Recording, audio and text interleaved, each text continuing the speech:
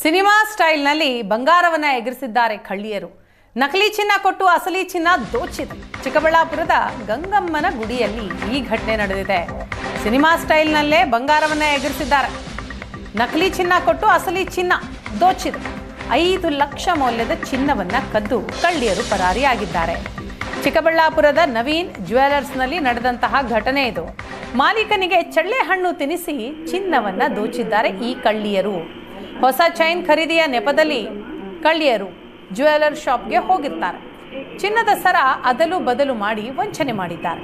ಕಳ್ಳಿಯರ ಸರ ಕಳ್ಳಾಟ CC ಕ್ಯಾಮೆರಾದಲ್ಲಿ ಸೆರೆಯಾಗಿದೆ. ಆ footage ಅನ್ನ ನೀವು ನೋಡ್ತಾ ಇದ್ದೀರಿ.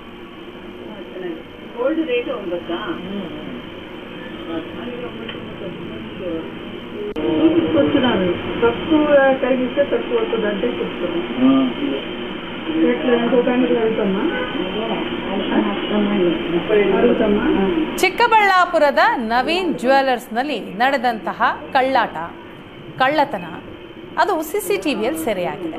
ಕಳ್ಳಿಯರು ನಕಲಿ ಚಿನ್ನದ ಸರವನ್ನ ಕೊಟ್ಟು ಅಸಲಿ ಚಿನ್ನವನ್ನ ದೋಚಿದ್ದಾರೆ.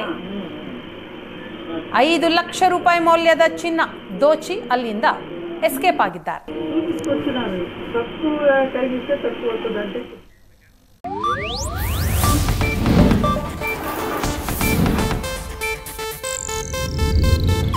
ಇದು ಏಷ್ಯಾನೆಟ್ ನ್ಯೂಸ್ ನೆಟ್ವರ್ಕ್ ಪ್ರಸ್ತುತಿ.